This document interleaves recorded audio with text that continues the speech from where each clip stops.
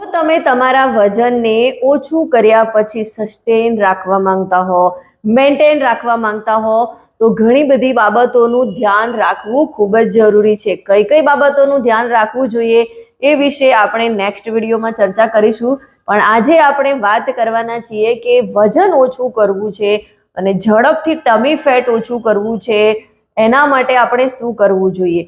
તો એના માટે હું તમને આજે 5 ટિપ્સ તમારી સામે શેર કરવાની છું. તો એ 5 ટિપ્સ જાણવા માટે બન્યા રહો મારી સાથે. અને હા, મારી આ ચેનલ પર નવા હો અને મારી આ ચેનલને જો તમે સબસ્ક્રાઇબ ના કરી હોય તો પ્લીઝ ફટાફટ સબસ્ક્રાઇબનું બટન દબાવી દો, જેથી તમને મારા અવનવા વિડીયોની માહિતી મળતી રહે.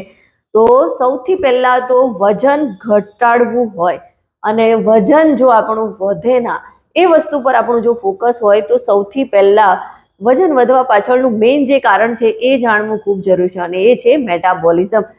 વજન ઓછું કરવું હોય તો મેટાબોલિઝમ આપણું જે છે એ પરફેક્ટ હોવું જોઈએ, અને મેટાબોલિઝમ જો પરફેક્ટ હશે તો આપણું વજન ઝડપથી ઓછું થશે.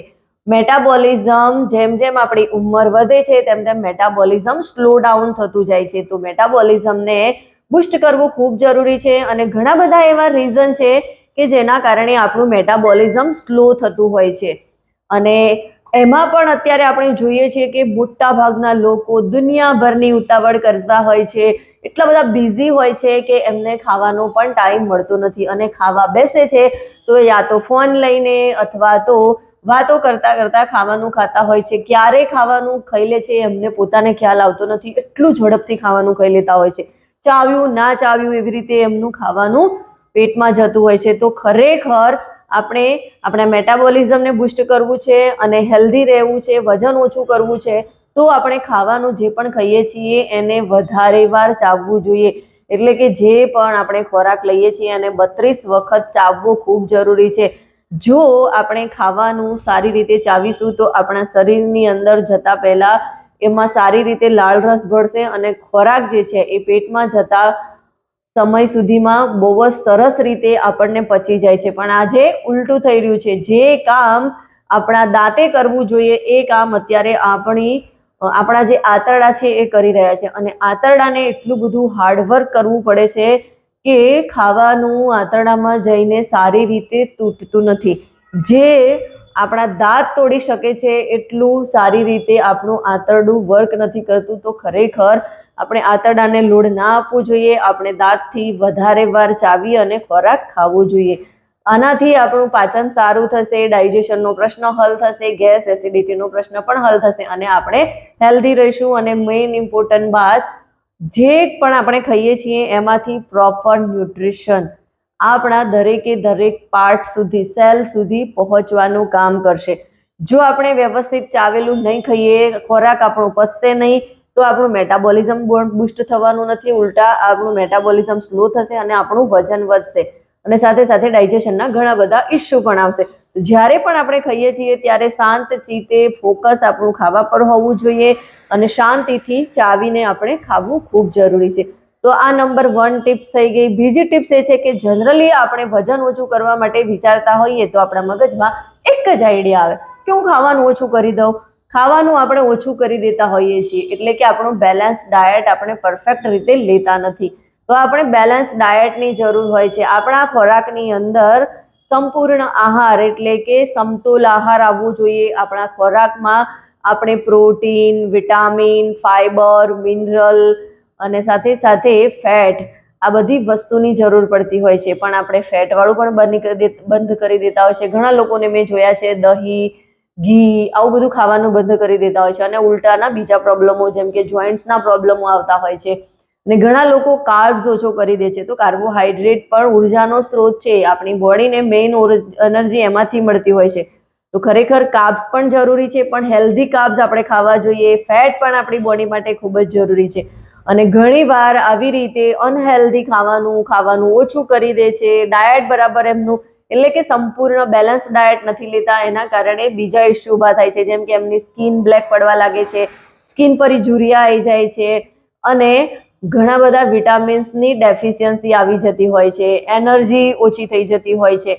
આવા બધા પ્રશ્નો ઊભા થતા હોય છે. તો આપણે બેલેન્સ ડાયટ લેવું ખૂબ જરૂરી છે. અને જો તમે પણ એમાં મૂંઝાતા હો તો ટેન્શન ના કરો, તમે મારો સંપર્ક કરી શકો છો. બેલેન્સ ડાયટમાં આપણે શું લેવું જોઈએ, તમારો ડાયટ કેવો હોવો જોઈએ, એના વિશેની જો તમારે માહિતી જોઈતી હોય તો તમે 1-to-1 કોલ બુક કરી શકો છો.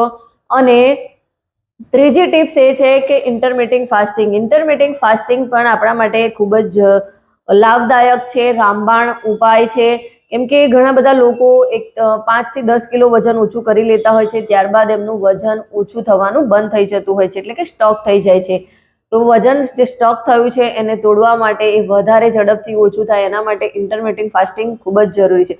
ઇન્ટરમિટિંગ ફાસ્ટિંગ આપણે કઈ રીતે લેવું જોઈએ, શું કરવું જોઈએ, એના વિશે જો તમારે માહિતી જોઈતી હોય તો કમેન્ટમાં લખો ઇન્ટરમિટિંગ ફાસ્ટિંગ, તો હું તમને એના વિશેની માહિતી પ્રોવાઈડ કરીશ. અને ઇન્ટરમિટિંગ ફાસ્ટિંગ શું છે અને કઈ રીતે આપણે ઇન્ટરમિટિંગ ફાસ્ટિંગમાં શું લેવું જોઈએ, એ બધી જ માહિતી તમે મને કમેન્ટ કરો ઇન્ટરમિટિંગ ફાસ્ટિંગ, તો હું એ અલગથી વિડીયો તમારા માટે બનાવીશ અને તમને શેર કરીશ. અને એ સાથે જ ચોથી ટિપ્સ જે છે એ છે કે સુગરને અવોઇડ કરો. કેમ કે મોટા ભાગના લોકોને સુગર ખાવાનું બહુ જ ગમતું હોય છે, એટલે કે સ્વીટ વાનગીઓ ખૂબ પસંદ હોય છે.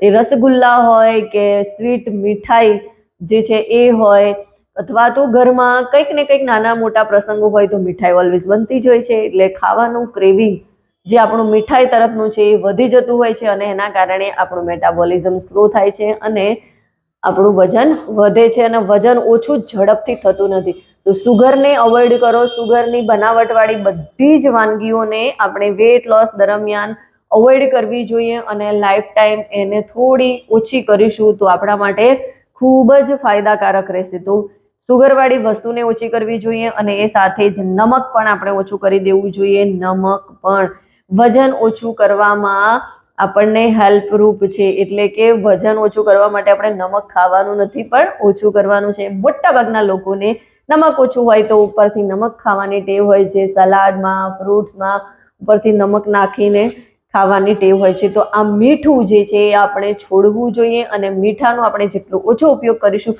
એટલું ફટાફટ આપણું વજન ઓછું થવા લાગશે. અને અત્યારની લાઈફસ્ટાઈલ પ્રમાણે મોટા ભાગના લોકોને પેકેટ ખાવાનું પસંદ હોય છે, ચિપ્સ ખાતા હોય છે, નમકીન ખાતા હોય છે. તો આ નમકીન અને ચિપ્સની અંદર ભરપૂર માત્રામાં સોલ્ટનો ઉપયોગ થયેલો હોય છે, અને એક ચિપ્સનું પેકેટ લગભગ આપણને 1 મહિનાનું સોલ્ટ ખવડાવી દેતું હોય છે. તો ખરેખર આપણે પેકેટ ફૂડ્સ અને ઉપરથી જે સોલ્ટેડ વસ્તુઓ હોય છે એ ખરેખર આપણે ઓછી કરી દેવી જોઈએ. એ આપણા હાડકા માટે અને આપણી લાઈફ હેલ્ધી રહે એના માટે પણ ખૂબ જરૂરી છે. આ 5 ટિપ્સ જે છે એ ખરેખર તમારા માટે ખૂબ જ ફાયદાકારક છે, અને વેટ લોસ માટે જ નહીં, આપણે હેલ્ધી રહેવું હોય, ફિટ રહેવું હોય એના માટે પણ આ ટિપ્સ બહુ જ ફાયદાકારક છે. આપણે આ ટિપ્સને ફોલો કરીશું તો આપણને ખ્યાલ આવશે કે ખરેખર આ ટિપ્સ ફોલો કરવાથી આપણને કેટલો ફાયદો થયો. અને હા, હજુ પણ તમને મૂંઝવણ હોય, હજુ પણ તમને ખ્યાલ ના આવતો હોય કે બેલેન્સ ડાયટમાં શું લેવું જોઈએ, ઇન્ટરમિટિંગ ફાસ્ટિંગમાં શું આવે, અને કઈ રીતે આપણે આને મેન્ટેન કરી શકીએ, કઈ રીતે વજન ઓછું કરી શકીએ, એના માટે જો તમે એક માર્ગદર્શકની હેઠળ એક હેલ્થ કોચના ગાઈડન્સથી તમે જો વજન ઓછું કરવા માંગતા હો તો તમે ઓફિસલી મારો સંપર્ક કરી શકો છો. એના માટે તમે મારી સાથે તમારો 1-to-1 કોલ બુક કરી શકો છો. ત્યાં તમારા જે બી હેલ્થ ગોલ છે એના વિશે આપણે ડિસ્કસ કરીશું, અને હેલ્થ ગોલ માટે તમારે કયા વેમાં જવું જોઈએ અને કઈ રીતે તમે હેલ્થની જર્ની સ્ટાર્ટ કરશો તો તમને હેલ્ધી રિઝલ્ટ મળશે, અને એ પણ સસ્ટેનેબલ, એના વિશેની આપણે વાત કરીશું અને પરફેક્ટ સોલ્યુશન તમને પ્રોવાઈડ કરીશું.